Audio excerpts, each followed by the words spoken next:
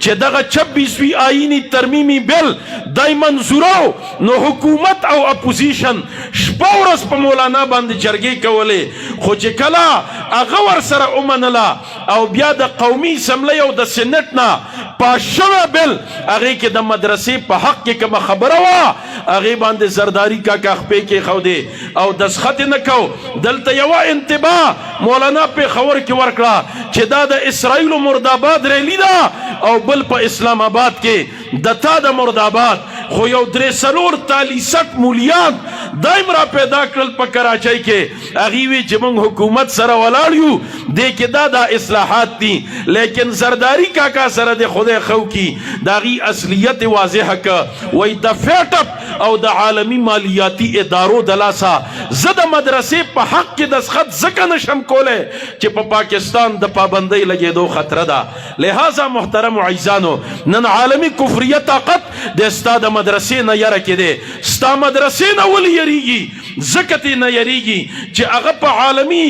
سطح باندې کم لیول سره نن د مسلمانانو د زنانو د هغې استحصال شروع کړی دی. نن موږ پسې د میزایل د هغه د راخیستو ضرورت نشته د ټوپک او د بارودو ضرورت نشته. نن زمونږ د لونو او د خویندو کم حالت چې جوړ که په یونیورسټۍ کې په کالج کې او دارنګې چې کوم دی نو په مارکیټ کې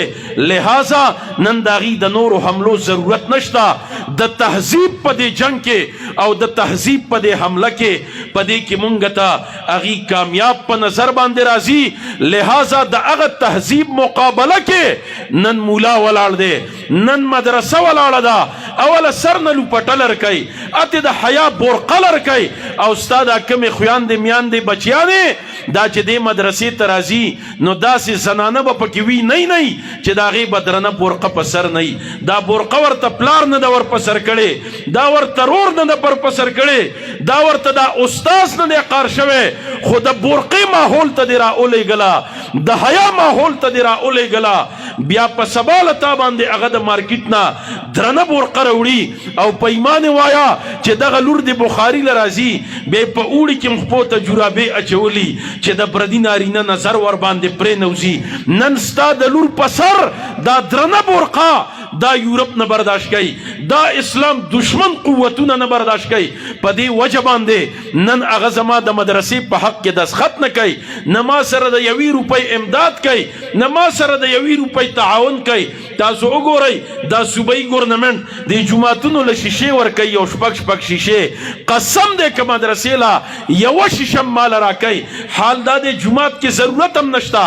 200 کوره کلی دی چې 20 کسه باندې یوه شیشه والي یو لوی پلانټ هغه چې کوم دی دغه جومات ته لګولی شي بیا 15 منټه له سړی جومات ته جمع له راځي ما سره د قوم بچي او بچیانې دا اتیا ماشومان او ماشومانې دا په یو درسګاه کې ما سره ناستي او په اوړي کې 3 غنټې لوډ شیډنګ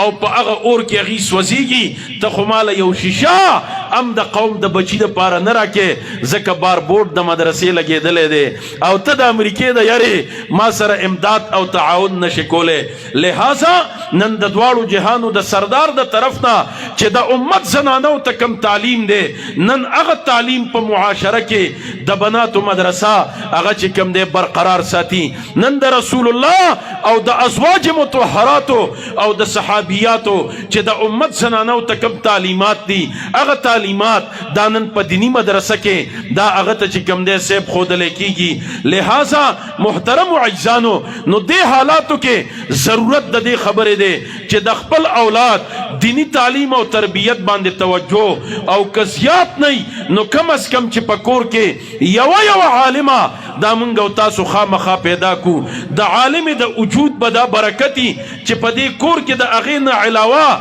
ستا څومره زنانه اولاد را رواني نو انشاءالله د هغې تربیت دا به د قرآن او د حدیث موافق کیږي د هغې لباس دا به د شریعت موافقي د هغې ستر او حیا دا به د شریعت موافقي. قسم دی هغه ورځ مونږ کره یو زنانه راله دا دمونه ممونه دا مونږ دا چې غول د زمونږ ګاونډ کې یو بل ملګری دی هغې کوي نو هغه ته خلک پیر صاحب وایي ما ته مولوي صاحب وایي خو چې میلمانه اکثر راشي هغې د هغه پیر صاحب په ځای په سړک تپوس وکړي وایي دا مولوي صاحب کور کم یو دی زمونږ هغه ورته وښیي نو یو زنانه راغله څه ساخت تعویض دپاره، نو هغه ما دا زنانه خو چې کنه دا ټول تپوسونه کوي، دا که د په سیټ کې پلین کوچ کې یو بل سره کېنولې نو خامخا ټول ډیټیل به د یو بل نه چې کوم دی اخیستی، واده شوی او که نه یو سړی دې څه کار کوي او دار څه دا ټول تپوسونه به یې ترې کړي. نو چې ووته زما کور والا حیرانه وه، ما یې ولې وایي دې جینۍ نه ما تپوس وکړه چې چا سره رالې، وایي وی چې کور کې څوک نه و، د خاوند د ترور زوی مې راغی نو هغه په موټر سایکل دلته راوسته. نن دا حال منګه دا پښتانه دا نن موږ ته د روټین مسلې ښکاري، دا زموږ په ذهن باندې. نو په دې حالاتو کې د زنانه اولاد د دینی تعلیم او د تربیت ډېر لوی ضرورت دی، او چې د زنانو دینی تعلیم او تربیت وشه دا بخاری ته درشه. امام بخاری داسې کتاب ولیکه چې قرآن پسې 2 نمبر درجه ده، د هغې د وینا نه بغیر یو سړی او یو ښځه دا مولا کیږي نه. لیکن دا امام بخاری امام زهبی لیکلی نشأ یتیما، دیلا د مور خېټه کې چې د پلار وفات شوی یا د پیدایش نه وروسته د پلار وفات شوی دی او د پیدایش نه وروسته د سترګو نظر ختم شوی، هغه ټیم کې د سترګو سپیشلستان نه و، هغه ټیم کې شفا آئی اسپتال نه و، دا کوړی اسپتال نه و، د ټکسلا اسپتال نه و. مور دینداره د پکور کې هغې وی ما خو د خپل بچی نه عالم جوړو، دا خو الله په سترګو باندې ړوند که، وایي ربه ډاکټران نشته، سپیشلستان او د سترګو اسپتالونه نشته، خو ماله چل راځي. دینداره مور ده د شپې به تهجد لره پاسېده، د تهجد نه وروسته په مصله به یې رب ته جړاګانې کولې چې ای ربه ما دې بچي نه ستا د دین عالم جوړو، اخو ستا په سترګو باندې ړوند که. یو شپه د دغې جړا نه وروسته اوږده شوه، ابراهیم علیه السلام وله راغی، ابی ولې خفې؟ وایي ما دې بچي نه عالم جوړو، دا الله په سترګو باندې ړوند که. هغه وله په سترګو باندې لاس راخ کړل چې ابی را پاسېده، بچی جگ جوړ دی. بیا د 10 کالو عمر کې مور د ځان سره حج لبوزي او الته د حرمینو امامانو ته کېنئ چې د نظر دا ما د شپې د تهجدو په جړاګانو په رب باندې ټیک کړی دی، ما د دنه عالم جوړو. دنه عالم جوړول دا اوس د تاسو ذمہ داری ده. حضرت شیخ زکریا لیکلی وایي چې نیکه زنانه او نیکه مور کور کې موجودي بیا به د امام بخاري غوندې بچی دنیا له ورکوي، او وایي داسې اخلاص سره خدمت د بچیو که چې مور ګمنام پاتې شوه، د استادانو نمونه شته، د پلار نوم شته، لیکن مور دنیا اونه پیژنده او لہذا د امام بخاری غونته بچی دنیا لورکه. امام احمد ابن حنبل د 3 کالو دی چې پلاری وفات شوی دی. احمد ابن حنبل که دنیا پیژندله دا د دیندار مور د لاسه. امام شافعی هغه وای ما باندې مور علم کړي، دومره تنگ دستی وا چې زه په سفر باندې لګلم، پیسې مې د مور سره نه وې، خپل لوپټه او صادر را واخسته، دای د گاونډیانو سره غاڼه کې خوده. امام شافعی وای مال ته پیسې را واخسته، وای زه چې کوم دی د علم د پاره اولې ګلم. امام مالک دې چې کوم دی مور مولا کړي دی دې مقام ته رسولې. نو نن که د زنانا دینی تعلیم او تربیت دی اوکا، بیا به د امام مالک، د امام شافعی، د احمد ابن حنبل او د امام بخاری غونته بچی دا به دنیا لورکای. ما هغه ورځ زمونږ د اشنغر کې یو ډېر لوی عالم د دیوبند تیر شوی، علامه شمس الحق افغانی رحمه الله، د دارالعلوم دیوبند کې د زمونږ د والد صاحب د معقولات او استادو، او هغه به مونږ ته د قصه کوله چې یو ځل د جامع ازهر وفد راغی او محتمم صاحب قاری طیب صاحب درسګاهونو ته خط ولېږه چې هغه وفد ګرځي، تاسو لږ احتیاط سره درس کوئ. وای دې ټیم کې د معقولاتو یو کتاب کې منګه ته علامه شمس الحق افغانی لګیاو، وای محتمم صاحب ته پر رجسٹر واپس ولیکل چې ته ور سره په خپل خامخا راشه، چې کله داغه درسګاه ته د جامع ازهر وفد را مخامخ شه نو وای د کتاب بند ک یا قاضی الحمدلله پاغي باندې پیادو تقریر شروع ک،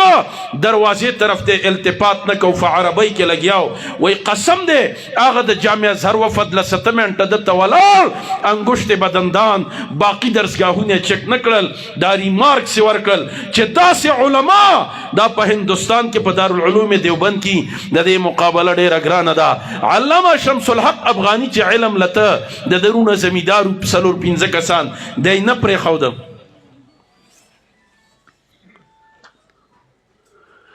دی نه پرېښودل.